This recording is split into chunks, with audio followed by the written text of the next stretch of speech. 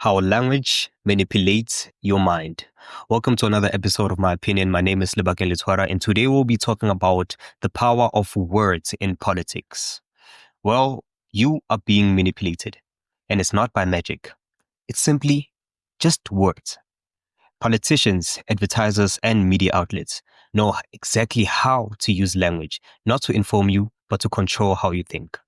In this video, we'll uncover the hidden history of how words are weaponized in political and social context, examine modern examples, and show you how you can fight back. Once you understand how language is used to influence you, you will never read a headline the same way again. Now, let's take a deep dive into the hidden history of word manipulation. Let's start with the word you've definitely heard before: propaganda. It sounds sinister today, but it wasn't always.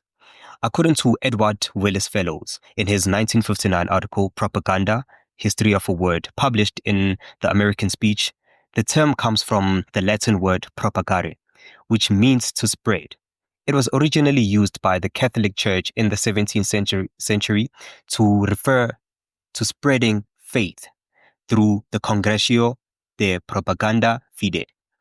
But during the world wars of the 20th century, its meaning was transformed. It came to be associated with mass manipulation, deception, and the state-sponsored messaging.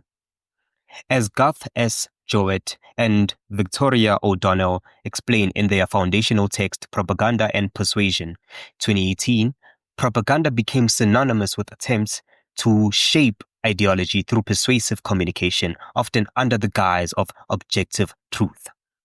Words that are used to trick you. Now, let's examine common words that are manipulated to influence thought and emotion. Collateral damage. This term originally comes from financial terminology, meaning the unintended side loss. Today, it's used in military contexts to downplay civilians' death. Instead of saying civilians killed, officials say collateral damage, removing the emotional weight from the truth. Simon Poole, in his 2007 book Unspeak: How the Words Became Weapon, how weapons became a message, and how that message becomes reality. He calls this type of language unspeak, deliberately crafted to sanitize violence. Another word that's been used nowadays is freedom fighter / terrorist. This is one of the clearest examples of how the same individual can be labeled positively or negatively depending on political interest. A rebel resisting an oppressive regime might be called a freedom fighter by allies and a terrorist by enemies. Eugenio Crespo Fernandez, in his 2013 article, Words as Weapon of Mass Persuasion, Euphemism in Churchill's wartime speeches, explains how such euphemisms are used to provoke strong emotions and simplify conflicts. Another word is fake news. Originally, this meant deliberate misinformation, but since 2016, the term has been weaponized to discredit legitimate media by politicians, particularly in the US, regardless of the accuracy or even the accuracy of reports.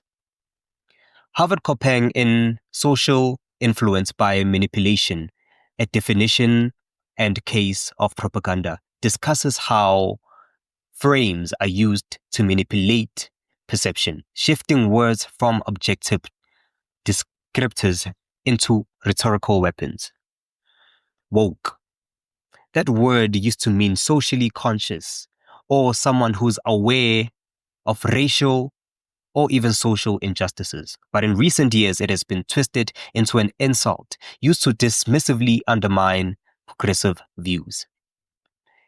Nicholas O'Shaughnessy, in his 2024 work, Politics and Propaganda, Weapon of Mass Seduction, explores how political actors demonize progressive language to mobilize resistance and reinforce conservative cultural values. Now let's talk about how politicians engineer language. Language is not just passively shaped by the culture. It is actively engineered by those in power. George Orwell warned about this in his 1946 essay, Politics and the English Language. He showed how vague, euphemistic, and misleading language could be used to mask political wrongdoing, and make atrocity sound acceptable. Jiao Fengwen in Linguistic Engineering, the Language and Politics in Maoist China, documents how the communist regime redefined ordinary words like reform, truth, and enemy to control ideology and to suppress dissent. During the World War II, Winston Churchill strategically used harsh and emotionally charged language to unite the public and to vilify the enemy. What Crespo's Fernandez terms dysphemism. It's the opposite of euphemism. This was not casual speech. It was rhetoric engineered for mass influence. How can you defend yourself? The good news is you can train yourself to recognize and resist this linguistic manipulation.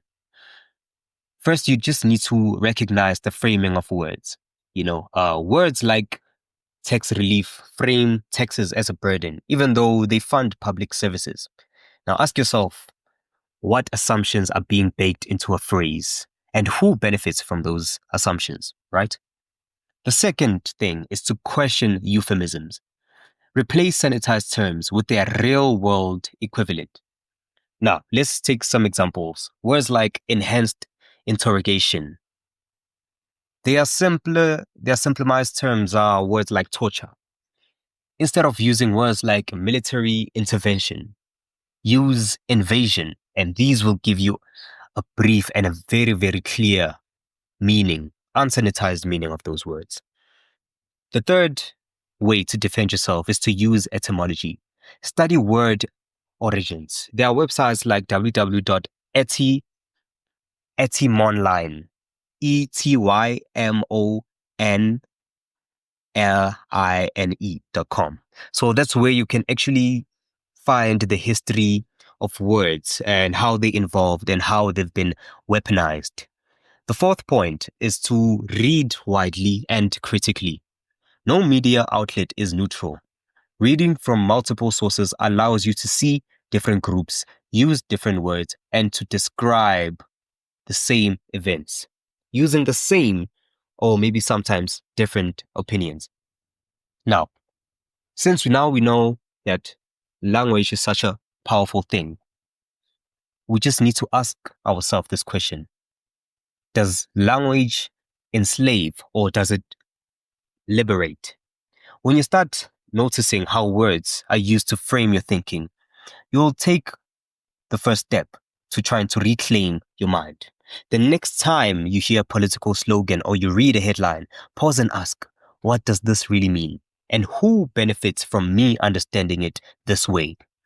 Words shape worlds, and now you know how you can reshape your understanding. Thank you for listening to this episode.